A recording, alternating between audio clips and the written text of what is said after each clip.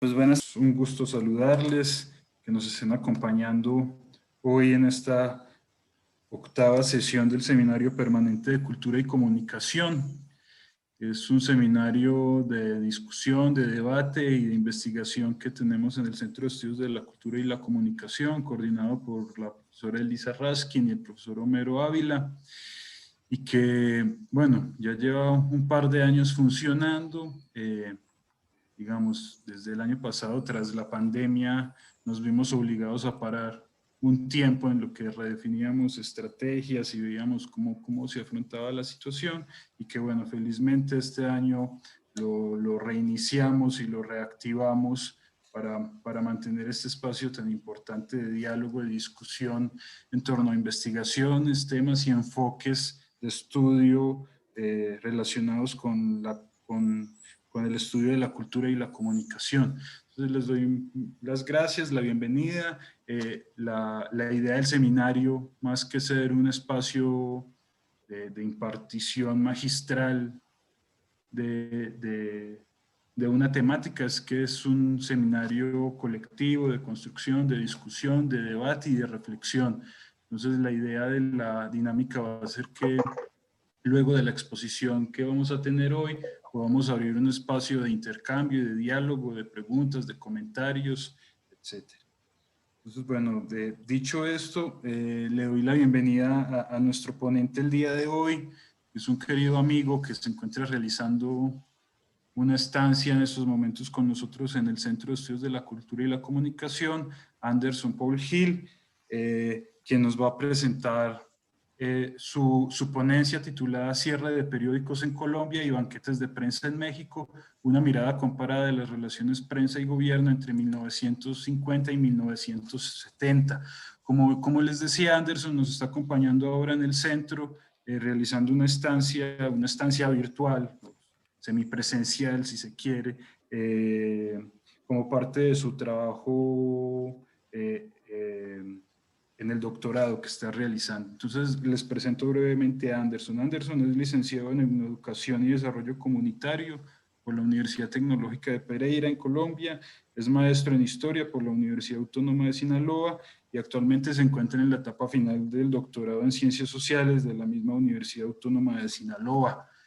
Y Anderson, a pesar de verse muy joven, tiene ya una vasta experiencia dentro del campo de la historia de la prensa, y me parece que va a ser un excelente espacio para dialogar no solo con relación a los avances de su investigación doctoral, que es lo que nos va a presentar hoy, sino también para dialogar en torno a este campo tan interesante y pertinente como es el del estudio de la prensa, y de la prensa como un objeto de investigación más que como una fuente, y de la prensa como actor político también, que es uno de sus enfoques. Entonces, Anderson, yo te agradezco mucho, te doy la palabra. Como habíamos conversado, te doy entre 20 y 25 minutos para que intervengas, y una vez nos hagas tu exposición de tu presentación, moderaría yo, digamos, el espacio para el diálogo y las preguntas. Le pediría a todos y a todas que pudiéramos cerrar los micrófonos en lo que Anderson realiza su exposición, y al final ya sí pudiéramos interactuar con micrófonos abiertos y cámaras quienes lo deseen. Entonces, Anderson, te doy la palabra y muchas gracias. Buenas tardes, Jairo, y buenas tardes a todos y todas. Muchas gracias por su asistencia. Muchas gracias a la doctora Lisa Raskin, al doctor Homero Ávila, coordinador del Seminario Permanente de Cultura y Comunicación, por la posibilidad de participar de este espacio. Asimismo, al profesor Jairo López también le agradezco mucho su acompañamiento como parte de la estancia o de la movilidad nacional, lo que se conoce como tutor nacional, pero no solo en este momento, sino que ha sido un acompañamiento pues desde hace mucho rato, digamos lo que en este proceso, en este largo proceso formativo que es la academia y la investigación. Bueno, para no alargarme mucho, voy a compartir la presentación y voy a iniciar pues con el tema que quiero presentar. ¿Me confirman si se está viendo bien ahí?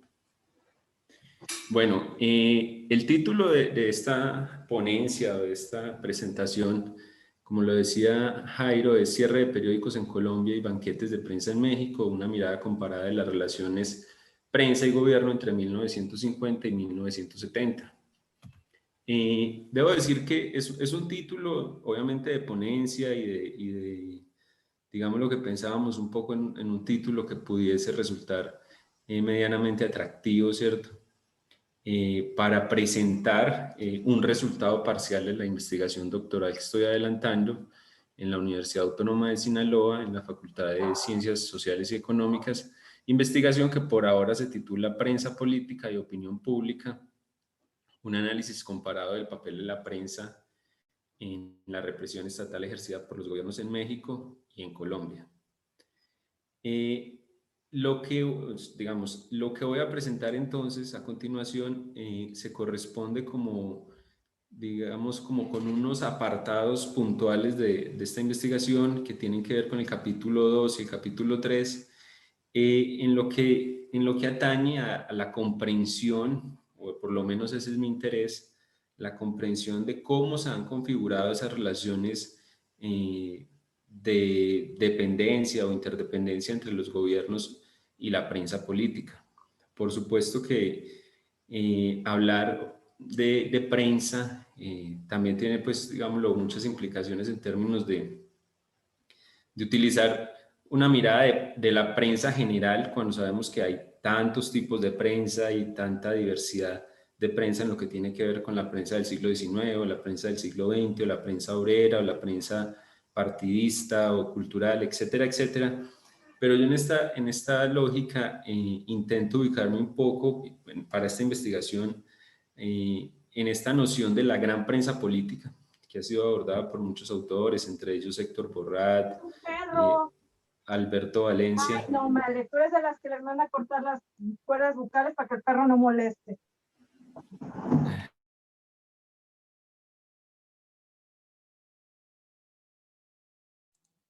Activa tu micrófono, Anderson.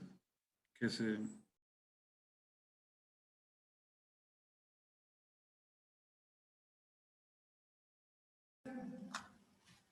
¿Ya se escucha, no? ¿Ahí se escucha? Ok.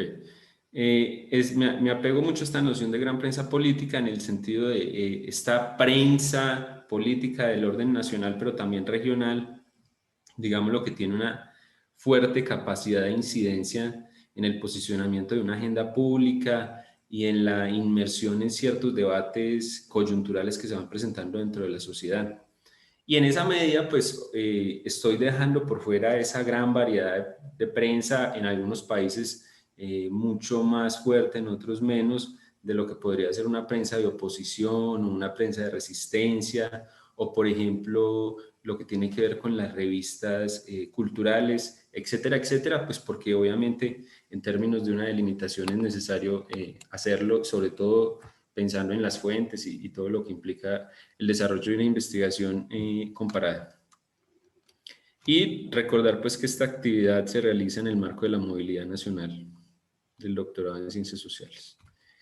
Esta es la estructura de la presentación. Quiero hablar un poco en un primer lugar, de historia y prensa política, un campo historiográfico y teórico, digamos, que plantear al menos cómo yo lo entiendo y cómo, a partir de lo que ha sido la amplia historiografía que se ha desarrollado en este campo, yo me ubico. En un segundo momento, plantear unos elementos que tienen que ver con el caso de Colombia, que lo titulo como dinámicas de censura y autocensura, violencia y bipartidismo. En un tercer momento entraría a hablar de México y esas dinámicas de interdependencia entre la prensa y el gobierno. Y finalmente, pues terminaría como con un primer acercamiento, unos elementos comparados o tratando de contrastar cada uno de estos casos. Entonces, en primer lugar, historia y prensa política, un campo historiográfico y teórico. Esto, digamos, lo que a partir de la amplia bibliografía, historiografía, la literatura también de otras áreas disciplinares como la comunicación o la misma ciencia política y la historia, por supuesto, yo planteo la pertinencia de entender la prensa política en, digámoslo, que en un sentido tripartita o en tres miradas: como fuente, como objeto de investigación y como actor político. Si la pensamos como fuente de investigación, digamos, lo que estamos ubicándonos en el sentido más tradicional, si se quiere, como ha sido utilizada la prensa, no solo la política, sino cualquier tipo de prensa, y como ha sido usada mucho, por ejemplo, por los historiadores, y es como una fuente de investigación, es decir, que me ofrece acontecimientos, procesos históricos, y me sirve en ese proceso que llamamos los historiadores crítica de fuentes, esa necesidad constante de contrastar lo que durante mucho tiempo se concibió como esos documentos que tenían un valor muy, muy importante, o un valor primordial, que eran los documentos, las fuentes llamadas, digamos, los documentos oficiales, tipo documentos notariales o del gobierno. Y en esa medida, durante mucho tiempo, la prensa fue esa herramienta de crítica de fuentes o de contraste. Es muy amplia la bibliografía que tendríamos en este sentido. Simplemente destacar los trabajos de Almuña Fernández en España, de Celia del Palacio aquí en México, de Sergio Sánchez Parra también aquí en México, que de alguna manera, pues desde los años finales de los 90, toda la década del 2000 y en la actualidad, han hecho mucho trabajo en este sentido, en diferentes espacios, temporalidades, regiones. Una segunda manera sería concebir esta prensa como un objeto de estudio. Y en esta perspectiva, pues nos interesan, por ejemplo, los ciclos vitales de los impresos, las empresas periodísticas, es decir, ya no solamente la información primaria que ese diario particular o esa revista particular me pueden ofrecer, sino entender mucho más también que detrás de cada diario, de cada revista, de cada impreso hay toda una organización. Y por supuesto, detrás de toda esa organización, pues hay unos intereses de índole económico, político, como cualquier otra compañía, si se quiere, que está en unas dinámicas también de mercado, de relaciones con el poder político, etc. Y en este mismo sentido, es muy importante, cuando pensamos en la prensa como objeto de estudio, preguntarnos por el público escritor y el público lector, ¿cierto? Es decir, además de los dueños de esta empresa periodística, ¿quiénes son los que escriben en ella? ¿Por qué escriben de esa manera? ¿Cuáles son sus intereses? ¿Cuáles pueden haber sido sus formaciones? ¿Y por qué escriben de una manera? Y también, siempre sería lo ideal, ¿quiénes leen? ¿Cuáles son los consumidores de este tipo de prensa? En este mismo sentido, también la amplia historiografía de Celia del Palacio, de los profesores Acevedo y Correa en Colombia, de el profesor Hernández en España, de Marcelo Borrelli en Argentina, y recientemente, bueno, ya desde el 2016, también de Arno Burkholder aquí en México, sobre todo en Ciudad de México y desde el Instituto Mora.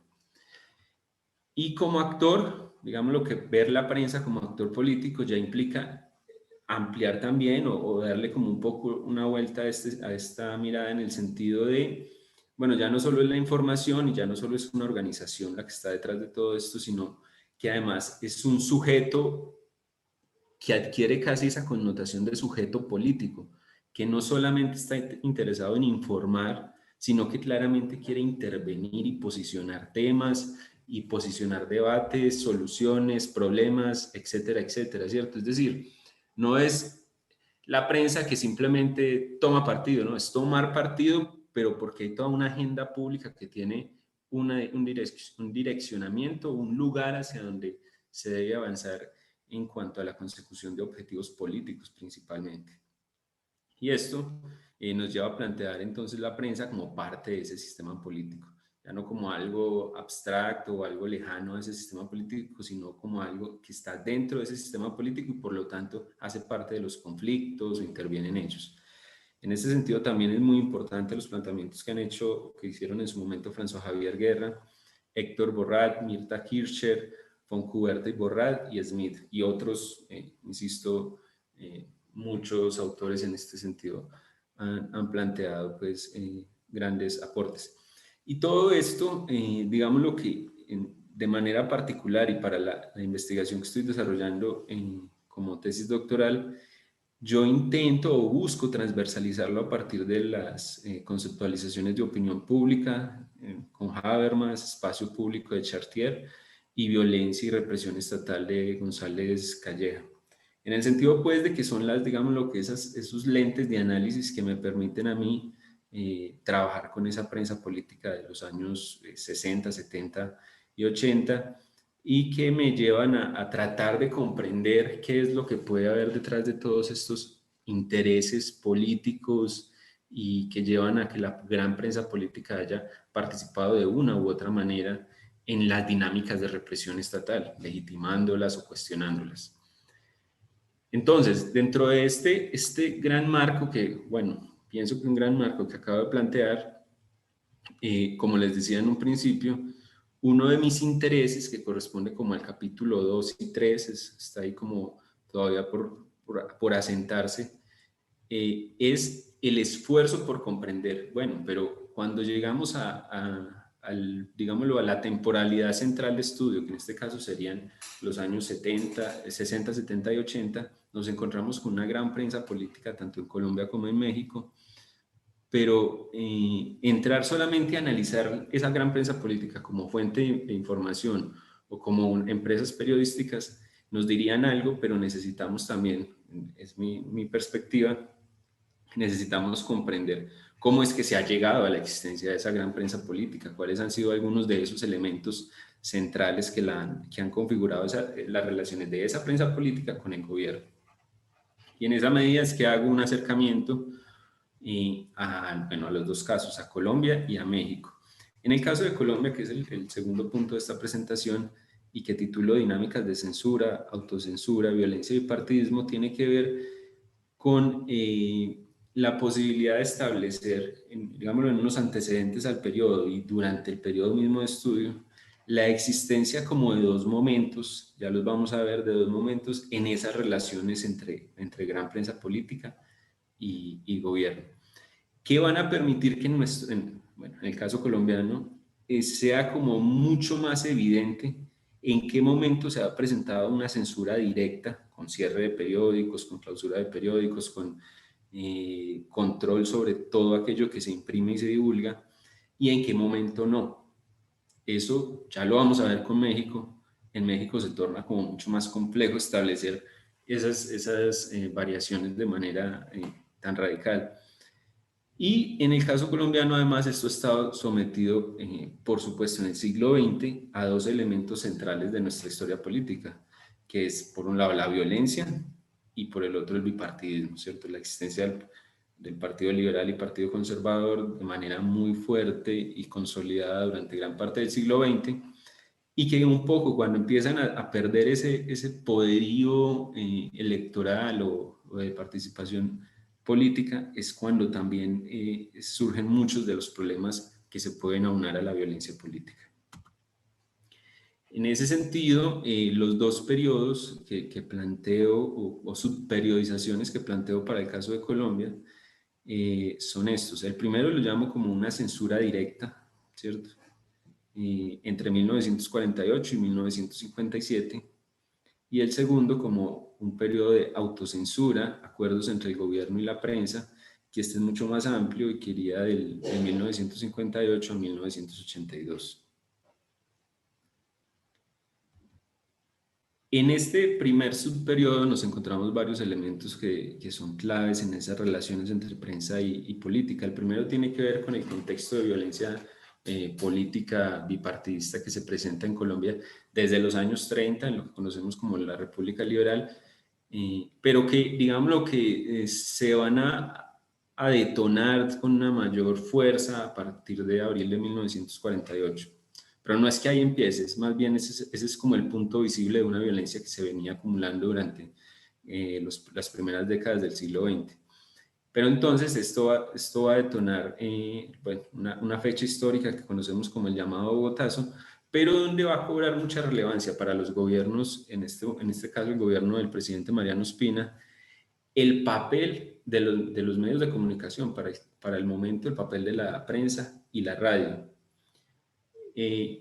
Estos medios van a ser responsabilizados por parte del presidente Mariano Ospina y los presidentes que le siguieron, Laureano Gómez y Roberto Urdaneta, y luego el propio presidente militar, Gustavo Rojas Pinilla, van a hacer hincapié en que el escenario de violencia que vamos a vivir durante el 48 al 57, una violencia extrema, una violencia que se da en los campos, pero que obviamente también tiene algunas manifestaciones urbanas y que generó mucho desplazamiento y que se considera que es un momento central ahí como en ese paso de la vida colombiana rural a la vida urbana, va a ser, entonces estos gobiernos van a decir que esto fue casi que ocasionado, que digamos lo que tuvo un alto grado de responsabilidad la prensa política.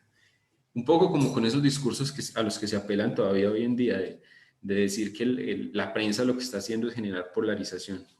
Y es más o menos el discurso que va a plantear en su momento Mariano Ospina y los siguientes presidentes. Y entonces eso va a generar que, como algunas de estas políticas para tratar de contrarrestar el poder que tiene la prensa en esos momentos, se cree la Dirección de Información y Propaganda del Estado, que su sigla es ODIPE, en 1952, que se establezca una legislación mucho más fuerte y que determine la existencia de censores militares, digámoslo, censores militares así tal cual como nos lo podemos imaginar, delegados de los militares o militares mismos que día tras día tenían que asistir a las imprentas de periódicos importantes como El Tiempo, El Espectador, a revisar lo que se iba a imprimir, obviamente antes de que se imprimiera y se pusiera en circulación. Y en este mismo periodo vamos a encontrar cómo en esos esfuerzos por ir pacificando un país que está totalmente, en apariencia, convulsionado, vamos a tener el golpe de Estado que realiza Gustavo Rojas Pinilla y que lo vamos a tener a él como gobernante entre el 53 y el 57. Y ahí ya no solo va a ser una preocupación por parte del gobierno por el control de la prensa, para el supuesto orden público, para la supuesta pacificación social, sino que además va a haber un ejercicio de censura sobre toda aquella prensa que se oponga a su gobierno, a las políticas de su gobierno, a sus disposiciones, pero que además no esté acorde con todos los pronunciamientos e informes que desde ODIPE, desde la Dirección de Información y Propaganda del Estado, se van a proferir. Y entre esos aspectos que se van a proferir día a día para la información o la agenda pública, va a estar uno muy remarcado, que es la exaltación de la figura del teniente general Gustavo Rojas Pinilla, como aquella persona que había llegado a pacificar el país después de ese conflicto que se hace visible en 1948. Entonces vamos a ver cómo en ese mismo periodo, además de ODIPE, de la Dirección de Información y Propaganda del Estado, se crea el Diario Oficial, ¿cierto? Es un diario oficial que en su momento llegó con 50.000 ejemplares en el tiraje diario, y los mismos, la gran prensa política se quejaba, bueno, ¿cómo es posible que el gobierno esté estableciendo este tipo de periódicos oficiales para la promoción de su imagen y con obviamente todas las posibilidades tecnológicas y económicas?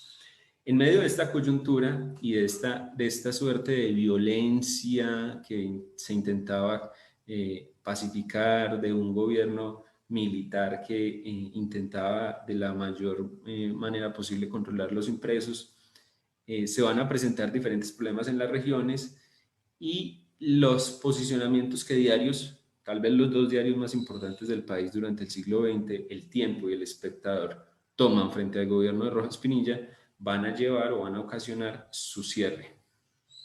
Obviamente no se presentan distintas particularidades ahí, pero lo importante ahí es que son los dos diarios más importantes que van a estar cerrados durante el 55, el 56 y el 57. Estos periódicos lo que van a hacer un poco para dejar de, o sea, al estar clausurados, lo que van a hacer es que en las mismas imprentas crean otro periódico con otro nombre, que van a ser el Independiente y el Intermedio, digámoslo, para seguir circulando. Pero esto, digamos, lo que este periodo es muy importante, a pesar de que apenas sea 10 años, no solo por todo lo que ocurre, sino porque lo que va a marcar hacia adelante es una posición de la prensa política como mucho más consciente de las implicaciones que tiene la ruptura con el poder político. Y eso va a estar presente durante las siguientes décadas, durante el periodo que vamos a ver, esa convicción de la prensa política de cómo el poder político la puede afectar o los puede afectar. Aquí tenemos simplemente como algunas imágenes o portadas de periódicos o imágenes de prensa centrales de esa exaltación que se le va a exigir a la prensa política durante el periodo de Gustavo Rojas Pinilla. Es una exaltación tremenda a su imagen, a lo que él significaba, como si con él empezara un nuevo momento de la nación. Bueno, eso ya lo hemos visto también en otros contextos, ¿cierto? Incluso recientes, donde con un gobernante y con este gobernante empezaba un nuevo comienzo, por así decirlo. De alguna manera, en medio de toda esta censura que se va a presentar, la caricatura, siempre como una herramienta que está ahí, que puede jugar con la sátira, con la ironía, va a ser como de las caricaturas y algunas editoriales van a ser de esas pocas herramientas dentro de la propia prensa que van a poder resistir o que van a poder, digamos, que plantear ahí oposición a lo señalado por Rojas Pinilla. En este caso vemos una caricatura de Carrizosa, uno de los caricaturistas más famosos de la época, y me parece muy importante pues, mostrar lo que dice en la parte de abajo. ¿La censuramos por inmoral, muchachos? Sí, ¿cierto? Es decir, es la tónica que asumió el gobierno frente a la prensa durante este periodo. Ahora vemos que hay unos censores aparentemente civiles, pero también, y fue lo sorprendente pues, de este periodo, fueron censores militares. En la prensa regional también, no solo en la gran prensa nacional. El caso del Tiempo y El Espectador, que son como esos dos periódicos que se cierran y que también otros, pero digamos lo que generaron esa impresión, no solo en Colombia, sino incluso en el continente, y ya vamos a ver que también se generaron como algunos pronunciamientos de solidaridad. Clausurado El Espectador, El Tiempo, El Espectador todavía no había sido clausurado, pero posteriormente va a ser, en el mismo 1955 va a ser clausurado. Y aquí vemos cómo el mismo periódico El Tiempo nos ofrece distintos titulares de cómo se presentó la solidaridad por su cierre pues, en distintos lugares y en distintos periódicos de nuestro continente. Tenemos los dos periódicos que señalaba en los que se convirtieron El Tiempo y El Espectador para poder seguir circulando, El Independiente e Intermedio.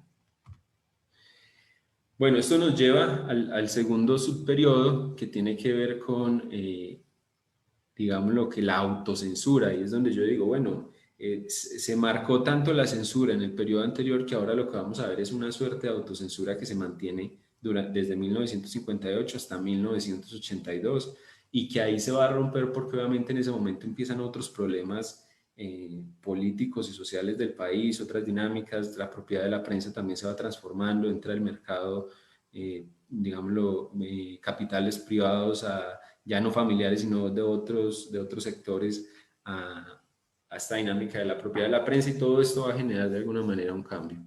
Pero entonces en este subperiodo tenemos que la prensa se va a sumar a la legitimación del nuevo pacto político, que es el pacto conocido como el Frente Nacional, y que básicamente fue un acuerdo entre los dos partidos políticos, en apariencia para solucionar la violencia que se venía presentando, pero que consistió en la alternancia del poder político durante 4 años un partido y a los siguientes 4 años el otro partido, en un sentido vertical, ¿cierto? Digámoslo, hasta el pueblo más pequeño se vio sometido a esta dinámica de alternancia política.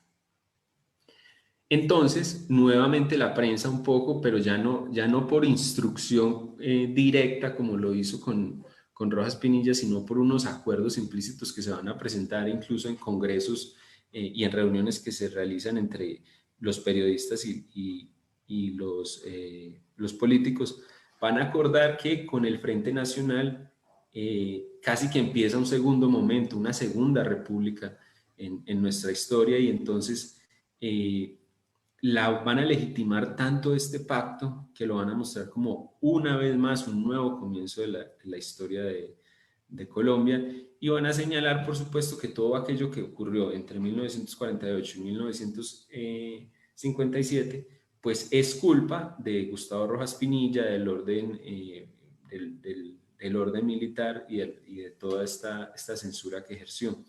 Pero digamos lo que en cierta medida van a culpabilizar a un solo actor de una serie muy amplia y muy compleja de procesos que tienen que ver con la violencia que ocurrieron en esa década y que venían desde antes, y que por supuesto también tienen como los principales culpables a los partidos políticos.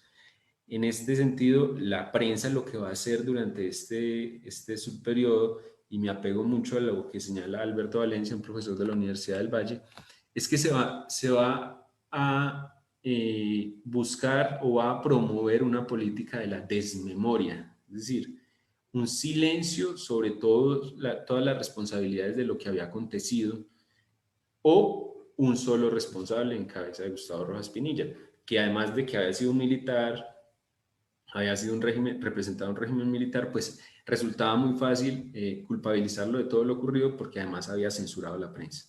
Y eso ya lo ha convertido a nivel Latinoamérica en un dictador. Los medios de comunicación, prensa, radio y televisión se convierten entonces en voceros legitimadores de este pacto político. La prensa empieza a configurar esto, que es muy importante pues en la dinámica de la forma como la prensa va a representar a los actores políticos, y es el nosotros frente al ellos, ¿cierto? ¿Quiénes estamos de acuerdo con este Frente Nacional, con este nuevo pacto de república, y quiénes no? Quienes no, seguramente es que representan digamos, lo que todavía los coletazos que quedan del periodo militar. Por lo tanto, se va a presentar una disminución de la censura formal, digamos lo que los censores, la vigilancia sobre los periódicos desaparece, y todo esto se va a convertir como en una dinámica de autocensura, donde empiezan a haber presiones económicas, pero de otra índole, acuerdos implícitos entre gobierno y empresarios de la prensa sobre cómo, y los periodistas mismos, sobre cómo se debe informar, en función de ya principios que empiezan a aparecer cada vez más fuertes, como la paz de la nación, la armonía de la nación, estos conceptos que lo que hacen es limitar esa aparente libertad informativa que tenían los diarios. Pero al tiempo, como el Frente Nacional, ese acuerdo político representó de alguna manera el cierre de las oportunidades de participación política para muchos sectores, porque solamente tenían esa oportunidad formal de participar en política los dos partidos tradicionales, pues van a surgir algunos diarios, periódicos y revistas alternativos que van a ser reprimidos durante el periodo posterior. La relación política y periodismo vivió entonces tensiones por cuenta de quienes no legitimaron el Frente Nacional. Surge una prensa de oposición liderada por el Movimiento Revolucionario Liberal y la Alianza Popular ANAPO, de López Michelsen y de Gustavo Rojas Pinilla. Se desata una persecución contra la prensa opositora, contra sus intelectuales y periodistas. Empiezan, ya obviamente estamos en un contexto continental de Guerra Fría, y empiezan a haber muchas asociaciones entre oposición política nacional con comunismo, persecución del comunismo, esfuerzos por desestabilizar al país, etcétera, etcétera. En 1962 se realizó el encuentro de representantes de diarios, donde se acordó, algo que no es increíble, se acordó que no habrían pronunciamientos de parte de la gran prensa política sobre lo que había ocurrido en el periodo de la violencia política, es decir, del 48 al 57, de lo que estábamos hablando ahora rato. Entonces, bueno, dice uno, o sea, ya esa autocensura no era porque se fueran a cerrar los periódicos, sino porque ya habían unas dinámicas de intercambio distintas. Al finalizar el Frente Nacional, que termina en 1974, se va a fortalecer el triángulo entre medios, poder y empresarios. Llegan a los medios los capitales de otros sectores, financiero, comercio, industria, en una prensa, en una gran prensa política que desde el siglo XIX, y obviamente estos son antecedentes que no podía señalar tan fácilmente, desde el siglo XIX había sido principalmente familiar. Y se van a vivir momentos fuertes de represión a la prensa de oposición a partir de 1975, con una recurrencia de declaraciones de estados de sitio, emergencia de la protesta social como el Gran Paro Cívico Nacional de 1977 y la promulgación en 1978 del Estatuto de Seguridad, una ley de inteligencia que le otorgó a las fuerzas militares mayores posibilidades para detener líderes sociales, para detener líderes políticos y para allanar o tomar, por ejemplo, imprentas de revistas de oposición. Una de ellas, la revista Alternativa, que va a circular durante estos años, que era una revista que había creado Gabriel García Márquez. Voy a avanzar un poco más a ligera para no quedarme sin presentar algunos de los elementos del tercer punto, que sería entonces el de México. Y en este caso hablamos, o lo propongo yo, como unas dinámicas de interdependencia entre la prensa y el gobierno. Plantear acá que, digamos, lo que la historiografía mexicana también en este aspecto es abundante, pero yo he encontrado mucho que se señalan como dos perspectivas: quienes asumen que definitivamente la prensa mexicana siempre ha estado cooptada y no ha tenido como ninguna capacidad de agencia, sobre todo en estos periodos, digámoslo, en ese priismo fuerte de los años 40, 50, 60, 70, o que los gobiernos políticos estuvieron como al servicio de las necesidades que tenían de legitimación por parte de la prensa. Yo lo que señalo, obviamente también apoyado en algunos estudios, es que es más bien unas dinámicas de interdependencia en dos momentos centrales que está viviendo México. El primero, que tiene que ver pues con lo que conocemos como el periodo posrevolucionario, donde esa relación entre prensa y gobierno va a estar, digamos, lo que profundamente articulada alrededor de la idea de legitimar un gobierno posrevolucionario. Y esto, esta narrativa que ya creo que muchos la conocemos, de un México social que surge de una revolución mexicana, que ofrece un estado de bienestar, que es moderno, que se presenta al mundo como un ejemplo y que por ende en su interior, o digamos lo que en su seno, no puede albergar una serie de problemas sociales, de actores sociales, de insatisfacciones, y que va a desarrollar entonces la idea también de un nacionalismo mexicano muy fuerte, y en toda esta dinámica va a participar de forma muy activa la gran prensa política. Y un segundo periodo, este primer periodo lo propongo como de 1934 a 1958, es decir, del gobierno de Cárdenas al final del gobierno de Ruiz Cortines. Y un segundo momento que tiene que ver con la prensa y el gobierno en la defensa, ahora sí, de un proyecto autoritario, que es entre 1958 y 1976, que podría ser hasta el 77 por la reforma pues política, ¿cierto?, de ese año. Pero yo me quedo en el 76, tratando es el año de cierre de Luis Echeverría Álvarez.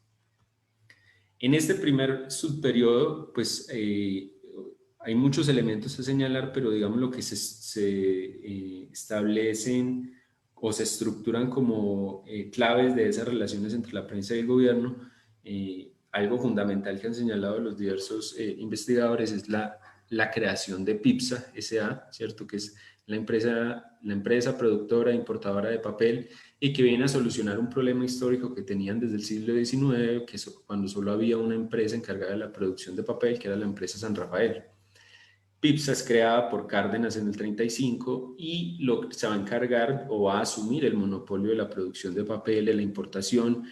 Digámoslo que de alguna manera es una excelente forma como Cárdenas establece una relación colaborativa con los impresos. Esta empresa él la crea a petición de los empresarios del periodismo, porque la empresa San Rafael, coincidiendo pues con el periodo de los años 30, incrementa los precios, no puede seguir produciendo la misma cantidad de papel, y entonces hay conflictos entre editores, empresarios del periodismo y esta empresa, y Cárdenas va a mediar creando esta organización. Obviamente sobre PIPSA hay todo un debate en torno a quienes plantean que PIPSA, al otorgar créditos del papel periódico, al ser quien compraba el papel periódico en Estados Unidos y Canadá, al hecho de que el papel periódico se distribuyera utilizando los ferrocarriles de México por las distintas regiones, Entonces hay autores que señalan que no, que esto no es necesariamente una forma de cooptación o una forma de control de parte del gobierno hacia la prensa, sino que son dinámicas de mercado. Hay otros que señalan que totalmente el ejercicio es un ejercicio de autoridad, ¿cierto? Autoridad por el hecho mismo de controlar la materia prima. Estamos hablando de los años 30, 40, 50.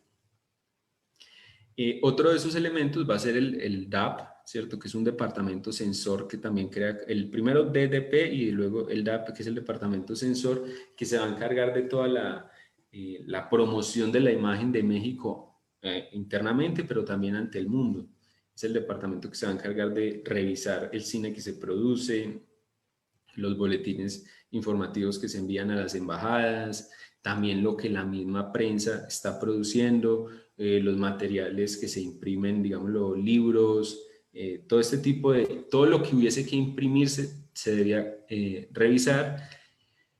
Y algunos autores señalan que fue como un aprendizaje que tuvo Cárdenas, por así decirlo, de los procesos que estaban pasando en Europa alrededor del control de la información, ¿cierto? En especial de lo que ocurría en Alemania.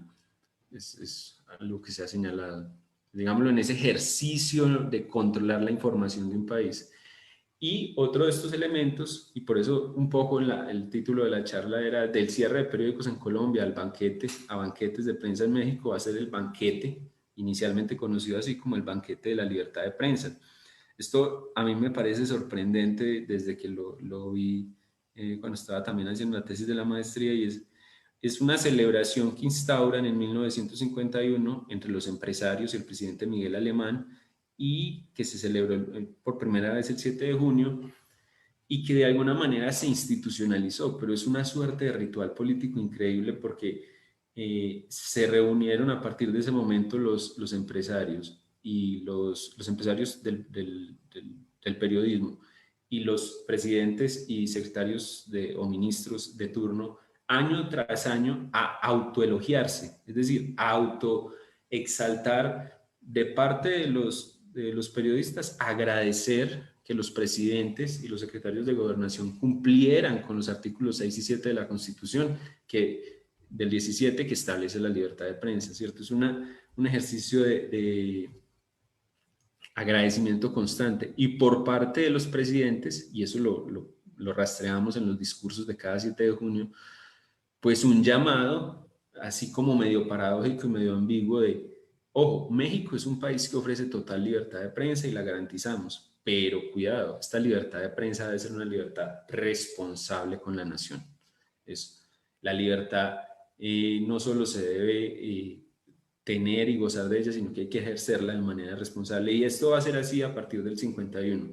Entonces, de alguna manera van a ser como 3 elementos que se van a mantener y que van a mostrar cómo son unas relaciones, si se quiere, muy armónicas entre prensa y gobierno en función de legitimar esa idea de un régimen o de un México postrevolucionario que se muestra ante el mundo, que es moderno, que va a asistir a la mitad de siglo de la manera, digámoslo, mejor posible, en momentos en los que se están revolucionando cosas, va a ocurrir luego la revolución cubana, en que están pasando cosas en Europa, en que está totalmente candente Sudamérica. México se va a mostrar siempre como un país donde, no, esto aquí ya se solucionó desde la década del 10 y del 20, ¿cierto? Y todos estos elementos, o estos 3 elementos sumados a otros, van a estar en función de esa narrativa. Voy a avanzar de la manera más rápida acá.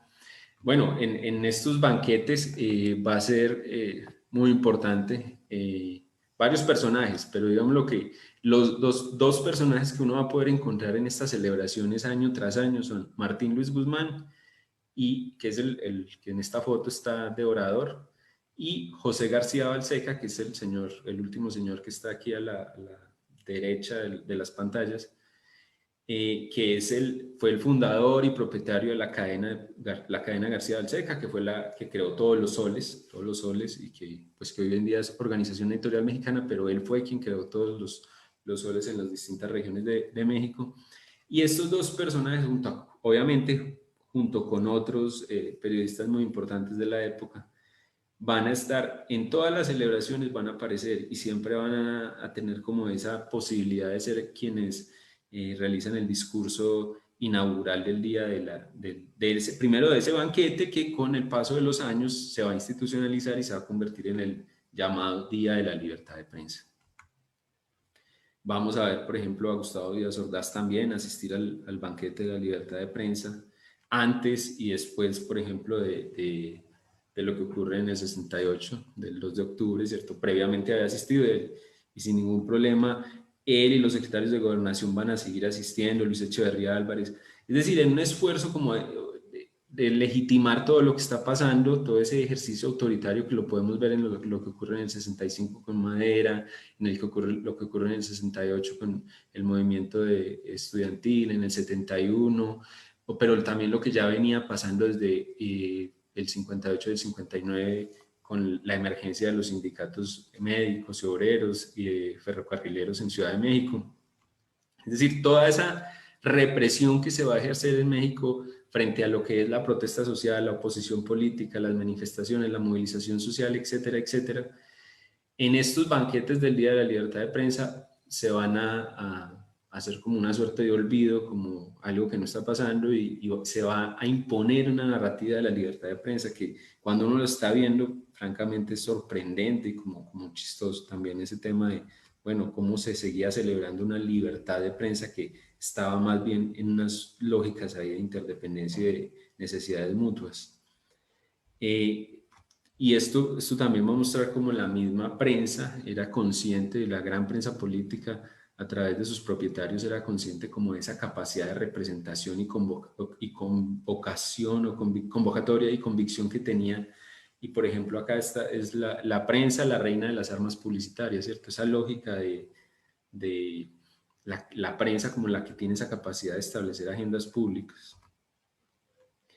Este segundo, aquí estoy recibiendo mensajes ya. Ok, ya voy a terminar.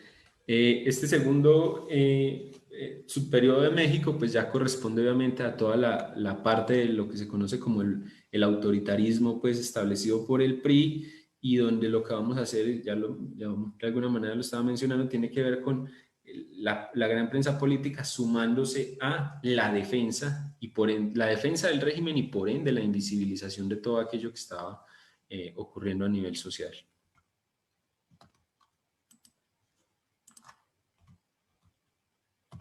Simplemente ya para terminar, aquí señalar entonces un punto final. En el primer periodo de México entonces encontramos la existencia de instituciones como el DAP, PIPSA, y en Colombia como ODIPE, el Diario Oficial, Censores Militares. En México se da más como la defensa de un proyecto político aunado a la revolución, y en Colombia es como la defensa de estas botas militares, la defensa de una idea de pacificación. Mientras que en México hay una ritualidad política constante de buenos amigos y de una aparente libertad, en Colombia sobre todo se presenta una censura directa. Y bueno, luego en el segundo periodo vamos a encontrar ya cómo en ambos casos hay una defensa de dinámicas de autoritarismo y represión estatal en las que claramente yo alcanzaría a profundizar. De antemano una disculpa si me alargué y muchas gracias por escucharme. Gracias, Anderson. Bueno, luego de tu presentación, como les mencionaba yo, la idea del seminario es un espacio de discusión, de conversación, de debate en torno a investigaciones o propuestas y enfoques de investigación en el campo de los estudios de la cultura y la comunicación. Entonces, luego de la presentación, la idea es que tengamos un espacio de preguntas, de comentarios, de intervenciones. Como yo sé que siempre la timidez suele ganar en principio para hacer las primeras preguntas y comentarios, yo voy a hacerte un par de preguntas y comentarios, Anderson, que me gustaría que pudieras,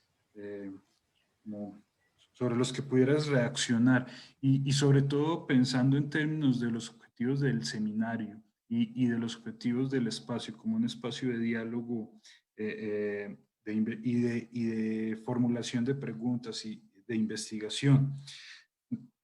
Los dos comentarios y preguntas que yo tengo son los siguientes. Primero, que me parece que no queda muy claramente expuesto en tu ponencia, y es en términos de investigación, ya que esto es una investigación que podríamos definir dentro del campo de la historia política, si se quiere, de la historia también de la prensa, de la historia de los medios de comunicación, pero también, digamos, con un tinte muy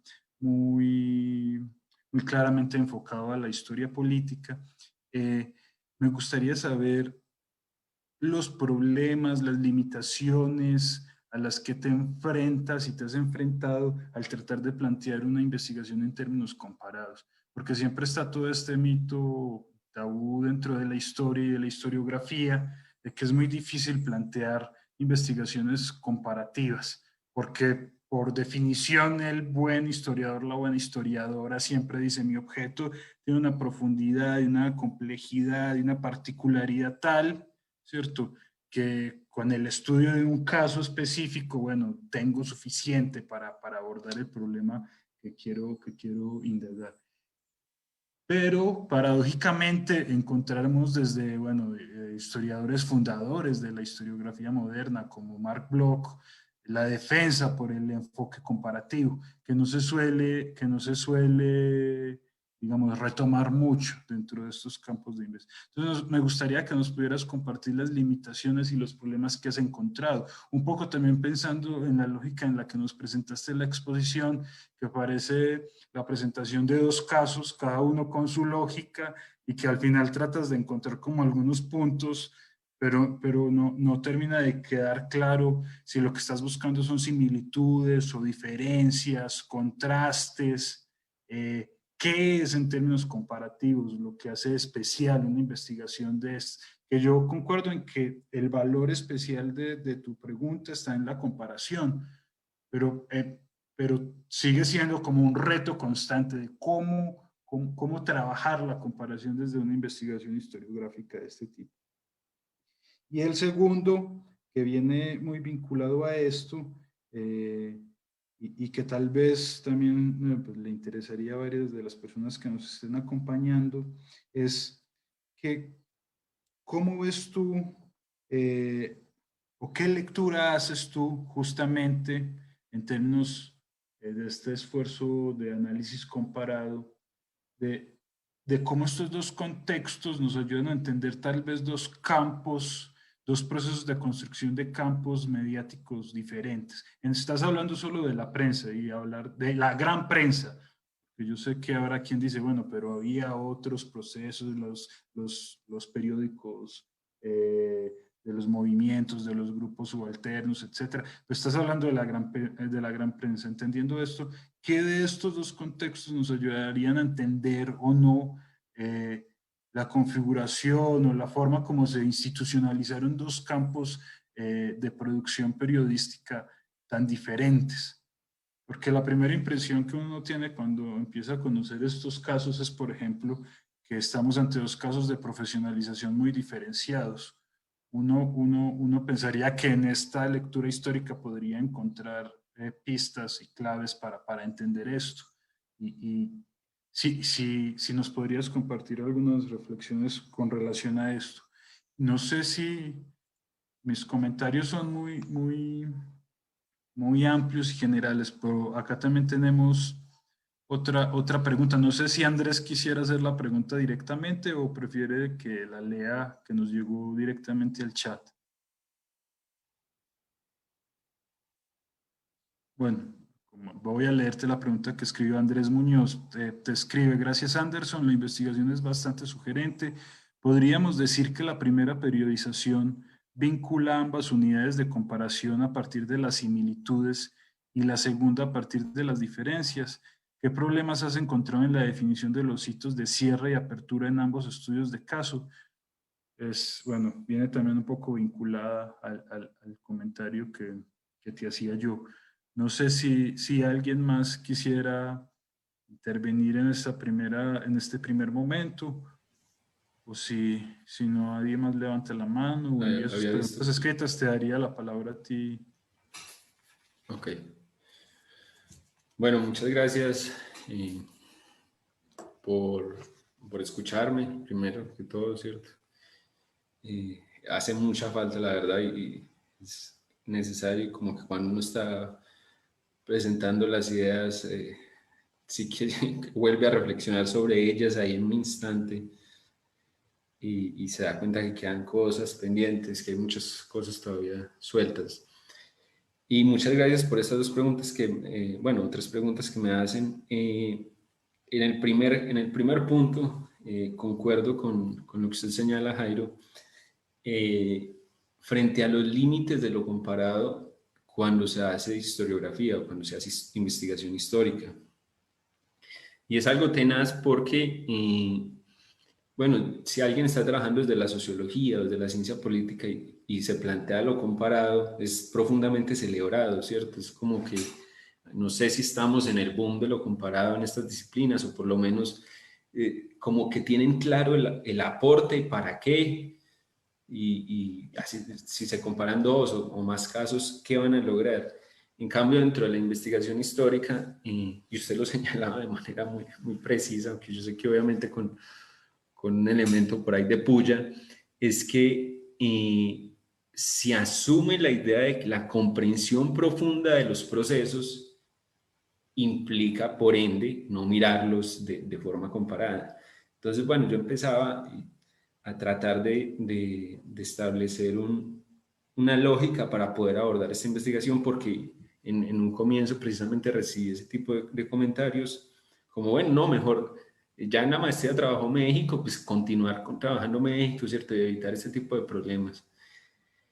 Y por supuesto que llegué a Marc Bloch en ese sentido y uno dice, bueno, si Marc Bloch desde los años 30 está reivindicando de esta manera tan tremenda la investigación comparada y está diciendo que no tenemos necesariamente que comparar en esa búsqueda de diferencias y similitudes, o que no tenemos necesariamente que comparar dos casos o dos contextos que en apariencia sean tan similares, sino que precisamente si los contextos son en apariencia muy distintos, nos pueden ayudar y nos pueden enriquecer mucho la mirada y la comprensión de los procesos históricos, y eso es en parte la riqueza de lo que estamos ganando. Yo decía, bueno, debo tratar de encontrar una lógica que me permita apoyarme en este llamado que hace Bloch en los años 30 y que se dejó difuminar en muchos sentidos y que lo perdimos.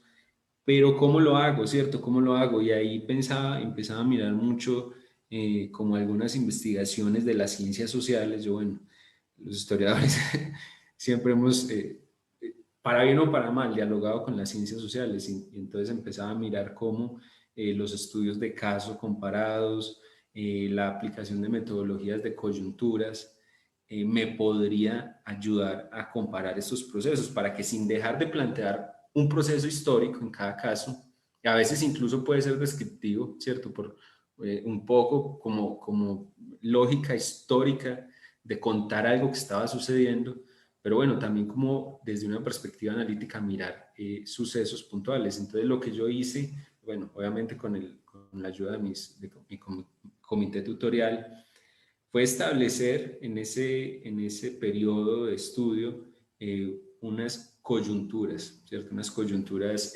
centrales, porque bueno, si la pregunta era la represión estatal, pues tenía que establecer unos momentos en los que considero que esa represión estatal hace ebullición, ¿cierto? O bueno, que cobra más fuerza. Y pues hay muchos estudios que le permiten a uno, por ejemplo, establecer, y está Mauricio Archila, ¿cierto? Y otros muchos para Colombia, saber que esa década del 70 es una década de mucha conflictividad social, paros cívicos, estados de sitio, estatuto de seguridad. Entonces yo dije, bueno, voy a establecer esos momentos claves, y yo sé que esa parte metodológicamente puedes recibir muchas críticas, ¿cierto? Sobre todo desde el ámbito histórico, porque bueno, la coyuntura puede ser la punta del iceberg de lo que estaba pasando y se puede perder muchos elementos procesuales o de configuración histórica. Pero finalmente también tiene uno que tomar como ese tipo de decisiones si quería insistir con un enfoque comparado, ¿cierto? Ya como para concretar, yo pienso que finalmente sí es el aporte, de alguna medida va a ser el aporte de la tesis, lo comparado no solo en esta mirada de cómo se van configurando esas relaciones prensa-gobierno, sino de, bueno, cómo se posiciona finalmente la gran prensa política en los 70 frente a la represión.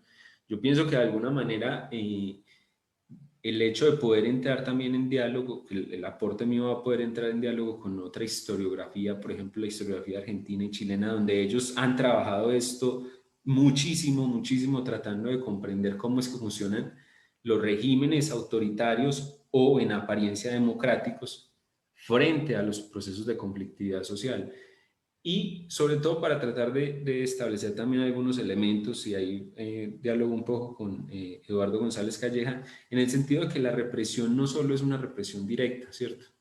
Sino que hay una cantidad de dinámicas de represión que son como represiones sutiles, o lo que podríamos llamar como que desincentivan la movilización de muchas formas, y ahí es donde la prensa política está muy presente, y lo ha estado en otros contextos. Yo quiero también corroborar, verificar y tratar de mirar en qué medida sí, en qué medida no lo ha estado en los contextos de Colombia y México, ¿cierto? Frente a la segunda pregunta que usted me hacía, no lo coloqué, bueno, no puse no hice menciones al proceso de lo que podríamos llamar institucionalización periodística o del campo mediático, como usted lo decía, ¿cierto? De estos dos países, pero obviamente uno encuentra diferencias en un contexto como el colombiano, que empiezan a discutir la idea de un estatuto del periodista hasta 1975. Y hay todo un esfuerzo por reivindicar al periodista empírico, porque es un mismo ejercicio que están haciendo los periodistas empíricos de reivindicar esa tradición que han tenido de participar en el periodismo siendo políticos, y en Colombia está muy clara esa imbricación entre políticos y periodistas. Y entonces un proceso como de formación universitaria de los periodistas muy tardío, bueno, no sé en un marco global qué tan tardío sea, pero tardío comparado con México, ¿cierto? Ya, seguramente me dirán que acá también pudo haber sido tardío, pero en cambio en el caso de México encuentro que desde los años, por ejemplo, la cadena García Balseca, desde los años 47, 48, crea una primera academia de formación de periodistas. Obviamente no en un sentido profesional, pero ya empieza a hablar de la formación de periodistas. Luego en los años 50 la UNAM y la Universidad Veracruzana van a ser las primeras universidades en crear como escuelas de periodismo. Y rápido acá en México ese discurso o ese paradigma de las ciencias de la comunicación que se va digamos, lo que va a llegar fuerte en los años 70. Y ahí ya también pues hay otras dinámicas de la formación de profesionales en comunicación, donde la prensa deja de ser como el centro del periodismo, ¿cierto? Como quizás todavía lo podría seguir siendo en contextos más tradicionales como el colombiano, y aparecen otra serie de medios y otra serie de dinámicas. Entonces yo creo que de alguna manera estos procesos de institucionalización, sin ser ese el objeto principal de la tesis, pues iba a ayudar a establecer ahí diferencias y particularidades en cada caso, y obviamente siempre tratando de pensar, bueno, esto cómo puede dialogar también con cosas y procesos similares que estuvieran pasando en el resto del continente, sin ser ambiciosos y pretenciosos, pero tratando de tener esos referentes que plantean, insisto, la historiografía argentina y chilena en estos casos me parece que es amplia, ¿cierto? Y la pregunta que realizaba Andrés, muchas gracias Andrés por acompañarme y por hacer la pregunta. Sí, de entrada es lo que he encontrado, ¿cierto? Digamos lo que en esa primera subperiodización en ambos casos se pueden ver mucho más diferencias, porque la censura colombiana es evidente, y es la censura además en el marco de un contexto de violencia política, una violencia política que es visible en las ciudades y también en la ruralidad. Y eso, por supuesto, tiene digamos, unas dinámicas, una obsesión por el orden público, por la pacificación, por el control de la sociedad, ese control que en apariencia se ha perdido, pero que en realidad los estudios muestran que desde los años 30 hay un problema de violencia tremendo en las regiones colombianas, ¿cierto? Y en cambio, en el caso de México, pues es la exaltación y que está aunado a un nacionalismo que sabemos que está presente en muchas otras esferas, como el arte, la música, la comida, etcétera, etcétera, ¿cierto? Y es demostrar a México, porque es demostrar, ¿cierto? Es porque lo que se ha hecho no es cualquier cosa, y porque ha superado una revolución social de la mejor manera, etcétera, etcétera. Entonces ahí claro que hay unas diferencias en las necesidades que la prensa tiene hacia el gobierno y que el gobierno tiene hacia la prensa. Y en la segunda subperiodización en cada caso, pues el marco mismo de la geopolítica, de los procesos globales, nos van a decir que la década de los 60, 70 ya va a ser un momento de mayor ebullición social, de movilización, de protesta. Hay muchas otras dinámicas que hacen que la población salga a marchar, a manifestarse, los sindicatos, los obreros, estudiantes, etcétera, las guerrillas que van a aparecer tanto en México como en Colombia.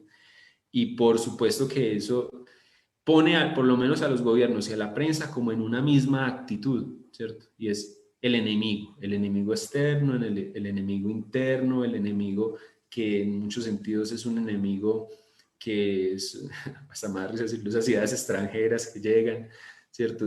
Esa lógica del enemigo que se impone desde afuera y que por ende lo ven manifestado en quien se está movilizando. Bueno, no sé si medianamente respondo un poco las preguntas. Gracias, Anderson. No sé si alguien quisiera hacer algún comentario, pregunta, pudiera hacerlo con el micrófono. Aquí Andrés está pidiendo la palabra. Pues, yo te puedo hacer. Muchas gracias. ¿Se escucha? Sí. Ok.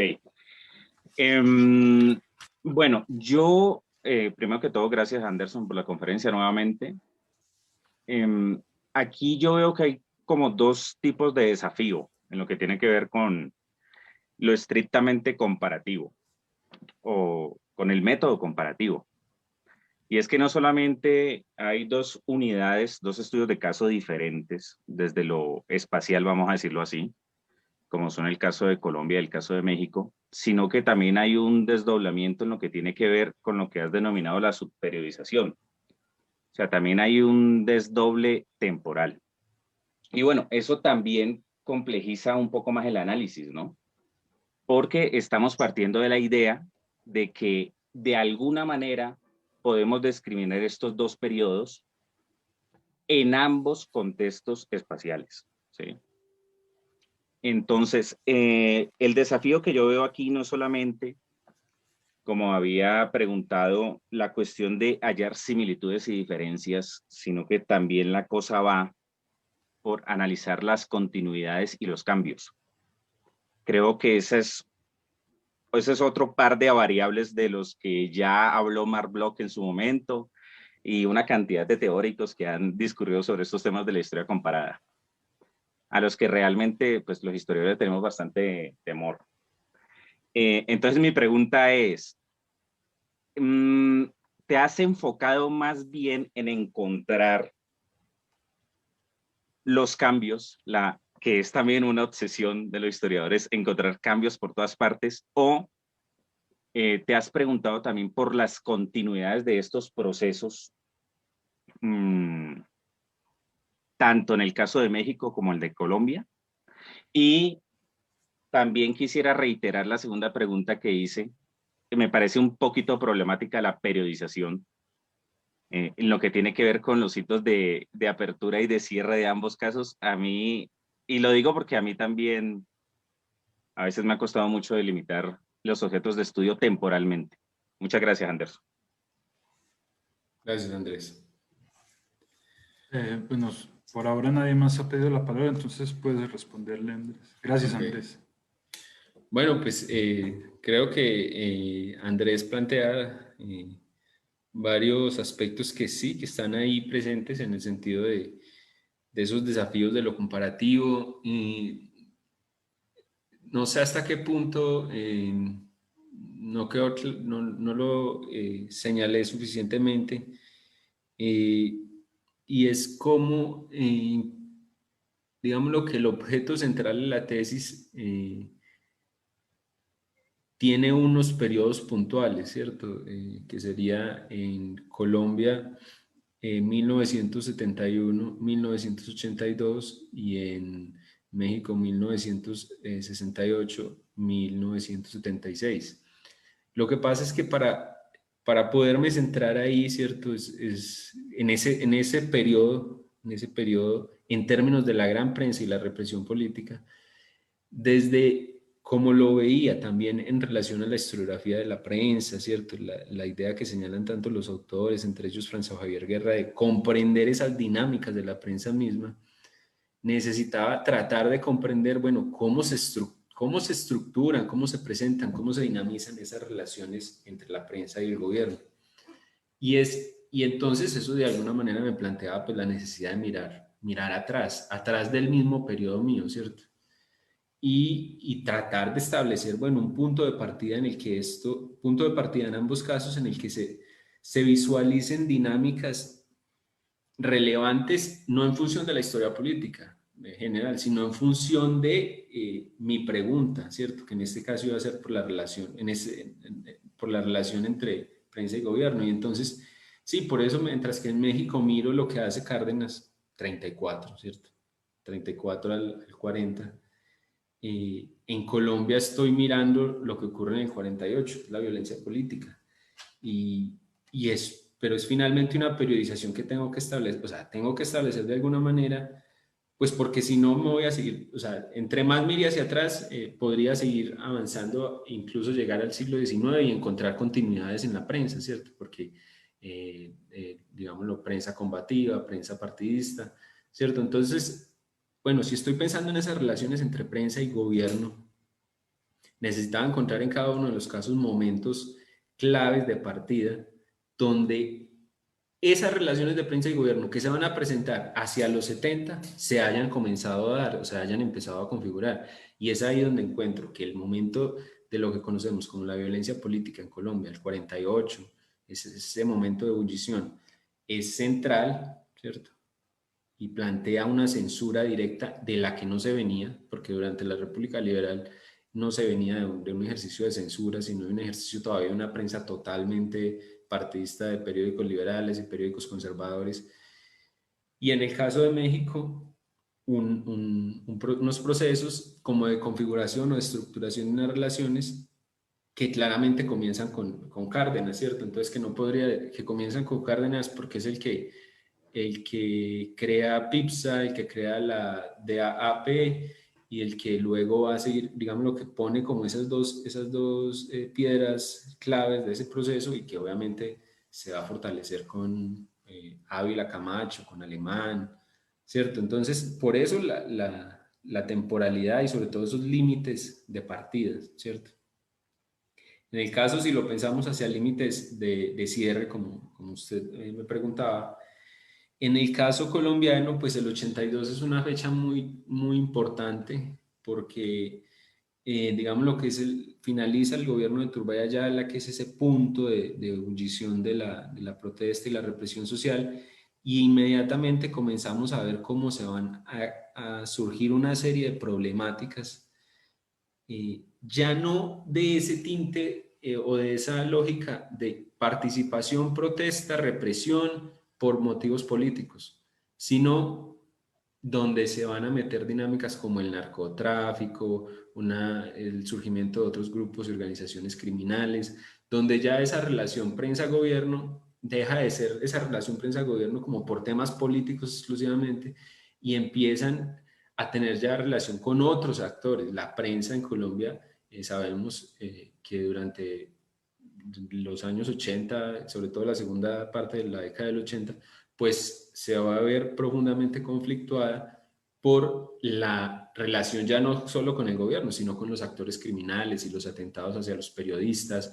Y digamos lo que ya surge como una violencia hacia los periodistas de parte de las organizaciones criminales. Y en el caso de México, 76-77, pues digamos lo que sabemos que toda esa ebullición social que se presenta desencadena finalmente una reforma política, ¿cierto? Unos esfuerzos hacia una reforma política amplia o no amplia, pero que plantea ya un cambio en las reglas de juego y en de la participación política.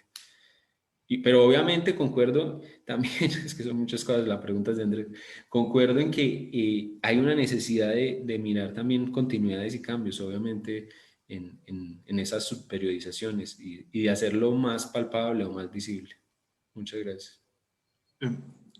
Anderson, bueno, si alguien quisiera decir algo, intervenir, hacer una pregunta. Ya te doy la palabra, Alfonso. Algo que se me quedó con estas dos intervenciones que habíamos hecho y luego le doy la palabra al profesor Alfonso. Es común que para el historiador o la historiadora el problema de la periodización, por ejemplo, sea una cosa que no lo deja dormir y no la deja dormir. Es casi los desvela tanto que como el problema de las fuentes. Está bien. Pero yo tengo, por ejemplo, más en términos analíticos, un elemento que a mí me parece interesante que se podría problematizar desde tu investigación y que es una cuestión un poco más de matiz, y es, por ejemplo, en tu exposición da la sensación como que nos llevas a la misma conclusión en los dos casos. Más allá de que en un caso se sentaban en el banquete y en el otro era autocensura porque estaba el antecedente, y finalmente la relación prensa y poder político era una en la que todo se alineaba a los intereses de los grupos poderosos, ¿cierto? Es más o menos como lo que podríamos entender. A mí me parece que en términos analíticos sí hay como matices que podrías pensar y hacer. Una cosa es pensar el México del partido hegemónico, digamos, no hay mayor ejemplo de lo que es la hegemonía de un gobierno y de un partido que el del caso mexicano. Y queda claramente establecido cómo desde esa hegemonía y desde esa centralidad del poder presidencial y del partido hegemónico, bueno, la relación con la prensa era esta, o sea, se sentaban todos los diarios a darse palmadas en la espalda con el presidente. Sin embargo, tal vez, y puede ser a manera de hipótesis, el caso colombiano presentaría tal vez particularidades en el sentido de que si bien estamos en un periodo en el que hay también una hegemonía, esto que Jonathan Hartlin llama el periodo del consociacionalismo del Frente Nacional, donde el Partido Liberal y el Partido Conservador se sientan a negociar y se reparten el gobierno cada 4 años, digamos, más allá de que también estamos hablando de un sistema político cerrado, estamos hablando de un sistema político cerrado de todas formas donde sí hay actores que tienen algunas diferencias. Y el Partido Conservador tiene unos intereses y el Partido Liberal otros, más allá de que también vayan al banquete ambos y se sienten a negociar y a repartirse el poder por periodos.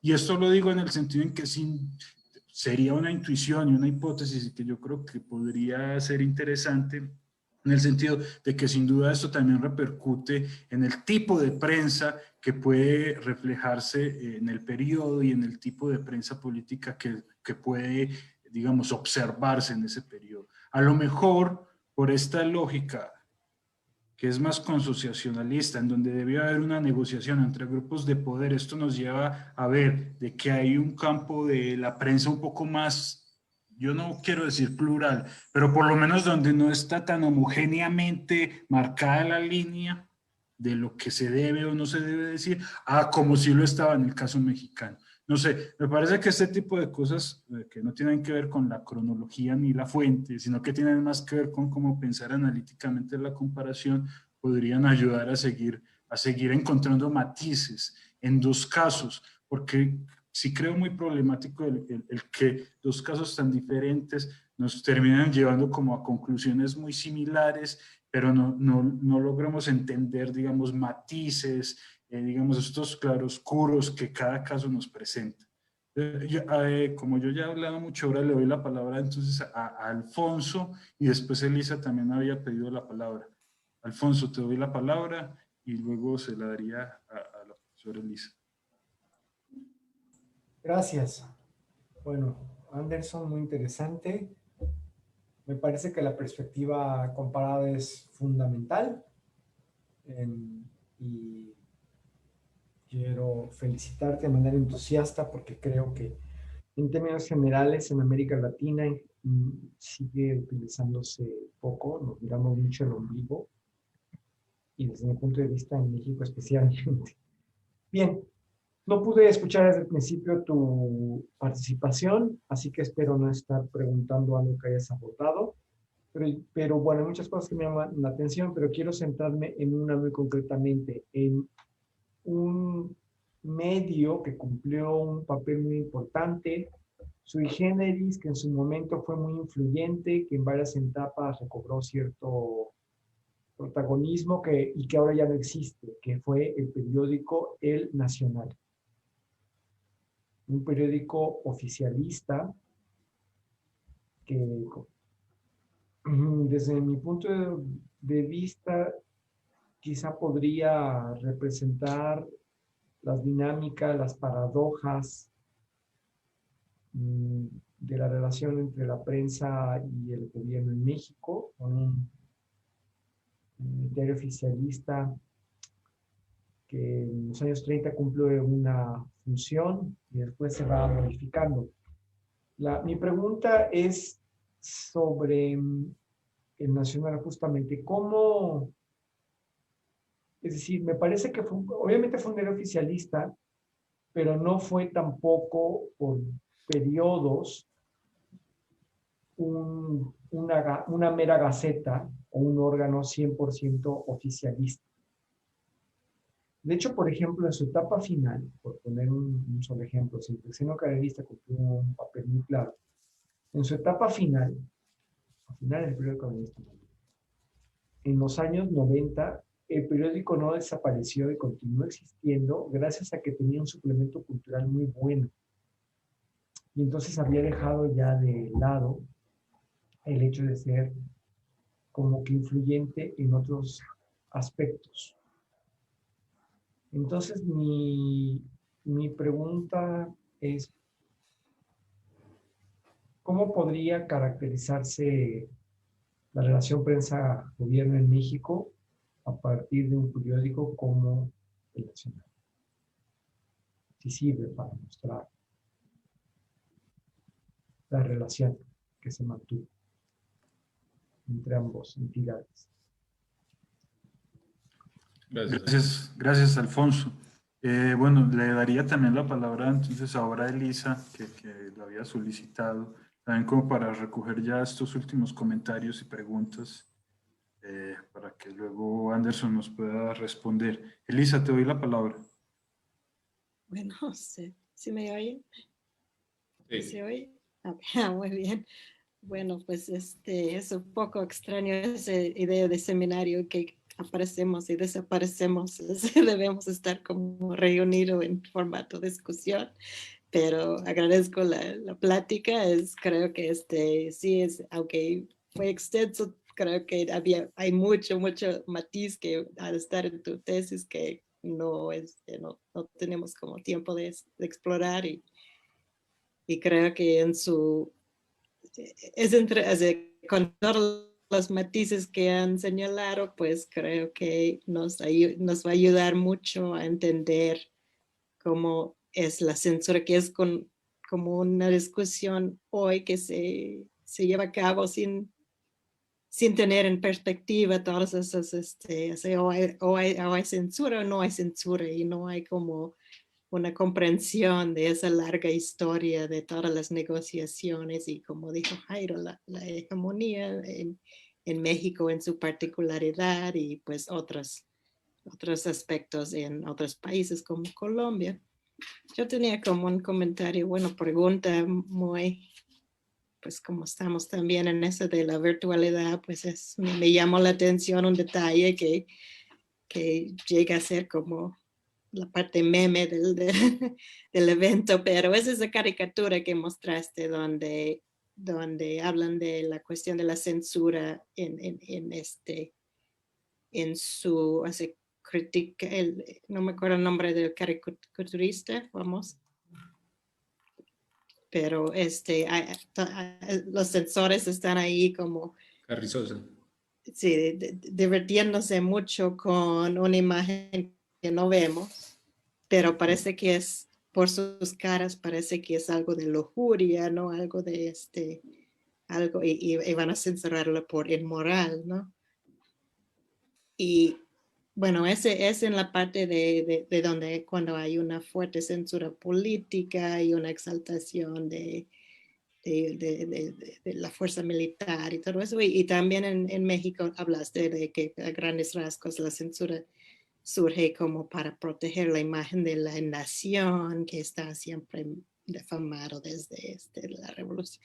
Entonces, me hace pensar en otras caricaturas y otras como representaciones de la censura como hipócrita y sobre todo en la parte de la moral que no, aparte de esa caricatura no hablaste mucho de dónde entra valores, por ejemplo, y en particular como la iglesia como actor entre esos otros, complicando aún más. Alfonso ya habló de la prensa cultural, ¿no? Y ahora sí la cuestión de la religión como algo que está ahí latente posiblemente, o cómo está, como la ves en tus casos, como grandes rasgos, porque no hay mucho tiempo para cubrir todo eso, pero pues gracias. No, gracias a usted, doctora. Gracias, Elisa. Bueno, yo creo que... bueno, Laura también quiere comentar. Te daría la palabra, Laura, y ya le daríamos el micrófono a Anderson para que cerrara. Hola, buenas tardes, ¿me escuchan? Sí, Buenas tardes, perfecto. sí. Hola, pues antes que nada, creo que tu investigación está súper interesante. Yo vine por acá traída un poco para que hablara, o sea, queriendo conocer cómo establecer o cómo vas a realizar tus técnicas de investigación y eso, porque se me hace súper, súper interesante. Quizá ya después me pongo en contacto contigo para que me expliques más eso. Y bueno, en primer lugar, te comento, yo estudio comunicación, me he desenvuelto como periodista y todo lo que expusiste de alguna manera, pues es parte de lo que cada uno como gente que quiere trabajar en medios y ser periodista, uno aprende sobre la historia de la prensa en México, ¿no? Todo esto que expusiste lo conocemos o lo sabemos muy bien. Sin embargo, creo que déjame comentarte que yo también tengo otra maestría, hice una maestría en periodismo, y uno de mis maestros fue Jorge Carrasco, una persona de la revista Proceso, que esta revista surge de un periódico que se llama Uno más Uno, que fue uno de los periódicos pues más rebeldes y contestatarios, o parte de estos matices que no se sentaban en los banquetes, de los medios que no se sentaban en los banquetes con el presidente, y parte de esos matices que yo creo que sí sería bueno que también voltearas a ver un poco, ¿no? Y este maestro Jorge Carrasco, recuerdo que la primera clase que nos dio marcó una línea de tiempo sobre el desarrollo de la historia de la prensa en México con el desarrollo de la milicia, la policía y bueno, ahorita lo que sería los sistemas de seguridad de México. Y fue súper interesante ver cómo iban haciendo una organización armada de seguridad para el país, y iban surgiendo nuevos periódicos, nuevos medios. Entonces, no sé si mi aportación sea que voltees también a ver esto, porque la relación que tiene el Estado con la prensa en México, al menos en los años que tú estás interesado en estudiar, está también muy, muy, muy vinculada con estos sistemas de seguridad y de organización, que son del Estado, pero que también actúan por debajo del agua y que tienen a la prensa oficial como de vocera, y no nada más como de vocera, sino también de que le pasan datos e información para las persecuciones políticas. Entonces, hablas de una violencia directa que en México no es tan visible en los medios, en la prensa, pero sí existe y está muy relacionada. Algunos de los medios que actúan o diarios que estaban muy bien posicionados en esa época, tienen también que ver con estos grupos de gente o de seguridad en el Estado. Algunos de ellos incluso con el tiempo terminan fundando sus propios medios. Entonces, algunos de estos seres de seguridad, ¿no? Agentes de seguridad, pues. Entonces, por ahí te paso el dato, porque yo en esa clase quedé impactada, de verdad, de que no nada más es un sistema empresarial no nada más es el Estado, sino también tienen esta línea de cómo los grupos de seguridad también se vinculan dentro de las empresas de prensa en México o de periodismo en México, y que también ahorita de alguna manera permiten comprender todas esas violencias no directas que se viven dentro de las redacciones o dentro de las propias empresas de comunicación que hay ahora, y que ahora tenemos desemboca en una violencia ya directa contra los periodistas. Eso era todo. Gracias. Muchas gracias, Laura. Gracias, Laura. Bueno, creo que tienes suficientes comentarios, preguntas, recomendaciones. Creo que te van a servir muchísimo en este proceso de estar siempre pensando en cómo estar problematizando tu investigación. Entonces, les agradezco mucho, Elisa, Alfonso, Laura, Andrés, por los comentarios, las preguntas. Te daría la palabra, Anderson, tal vez en 10 minutos, como para que pudieras hacer un cierre general. No que respondas una a una, pero que si no es el sentido, sino que pudieras hacer un cierre y pudiéramos concluir. Bueno, muchas gracias, Jairo. Muchas gracias a Elisa, Alfonso y a Laura por estas preguntas de la última parte. Bueno, también en esto es muy importante ser sincero, ¿cierto? Cuando no se tienen respuestas para todas las preguntas, porque finalmente es parte también de los aprendizajes que me puedo llevar de este seminario, ¿cierto? Creo que hay algo central que me lo señalan los 3 y los 4, incluyendo a Jairo, y es los matices, la importancia de los matices. Claro, un poco... yo creo que algo que me ha llevado quizás a perder matices de perspectiva es la idea de esta noción de la gran prensa política, y que en cierta medida puede ser problemática en tanto que me termino cayendo en una generalización de aspectos, ¿cierto? Y de dinámicas, sobre todo digámoslo, cada uno de los subperiodos en los que planteo la mirada. Yo pienso que, por ejemplo, Jairo tiene mucha razón, y bueno, esa siempre la disculpa, yo creo que el tesista, ¿cierto? En el capítulo de la tesis sí lo dice. en el texto sí, de alguna manera yo creo que sí avanzo hacia esa lógica de que ya en el caso colombiano, del 76 en adelante, sobre todo, se van a ver también muchas diferencias y matices, tanto en la prensa liberal, en la prensa conservadora, ¿cierto? Y en el tema de cómo se posicionan frente a la violencia y frente al gobierno, que es quien a través del Estatuto de Seguridad tiene en ese momento todas las herramientas del control, ¿cierto? Y no va a ser de la misma manera, y de alguna manera no va a ser de la misma manera. Y el hecho de que el Estatuto de Seguridad otorgue esas herramientas para la represión de la ciudadanía en general, de los periódicos, de los periodistas, de los líderes sociales, va a permitir que sí, como a fuerza, emerjan muchas voces contestatarias, y sobre todo también impresos, ¿cierto?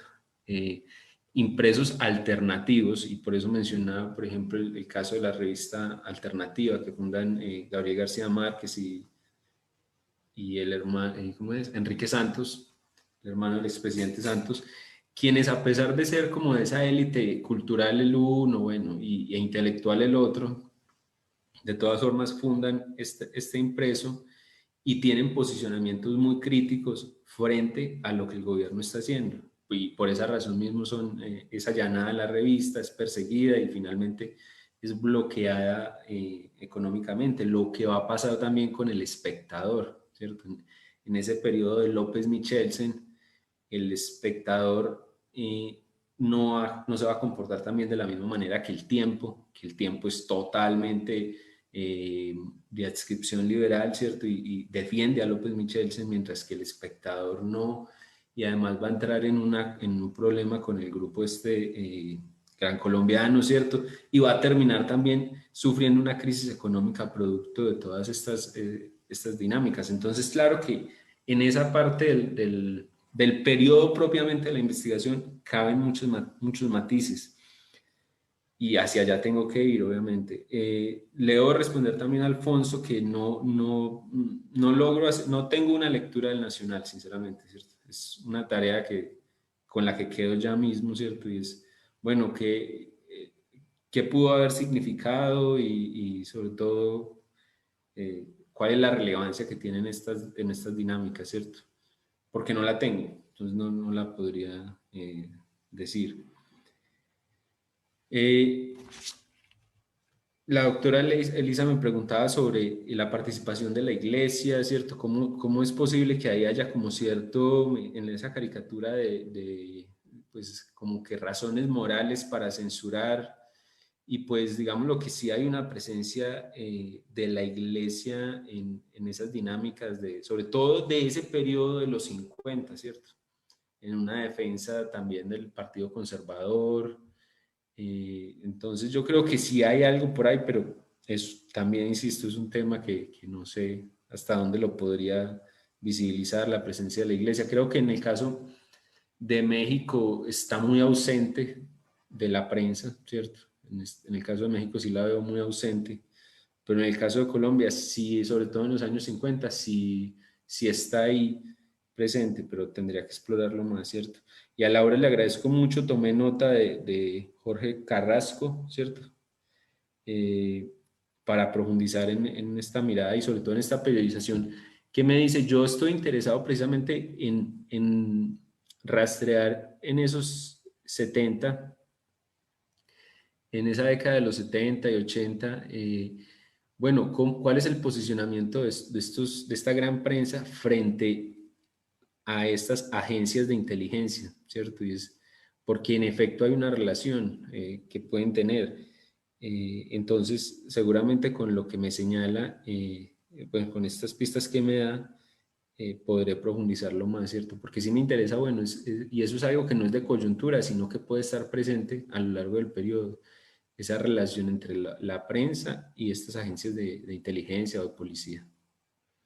Y insisto y concluyo ya con ello. Muchas gracias y lo que me deja el seminario en este sentido pues son posibilidades de seguir pensando este tema y mejorándolo. Y en ese sentido pues creo que me voy por ganador. Y una disculpa al profesor Alfonso que la verdad no tengo que buscarle ahí esa perspectiva del nacional. Gracias Anderson por tus respuestas, tus comentarios. Les agradecemos también a quienes nos acompañaron viendo la transmisión en línea en Facebook. Y bueno, les agradecemos y quedan invitados para las siguientes actividades, no solo del seminario, sino del centro y de la maestría.